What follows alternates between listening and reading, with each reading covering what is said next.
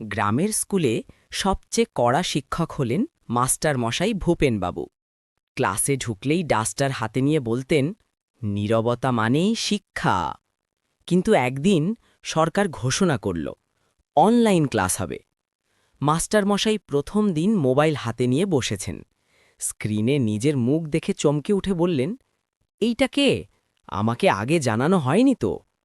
ছাত্ররা মিউট করে হাসছে। মাস্টার মশাই আবার বললেন, যারা পেছনের বেঞ্চে বসিস ক্যামেরা অন কর।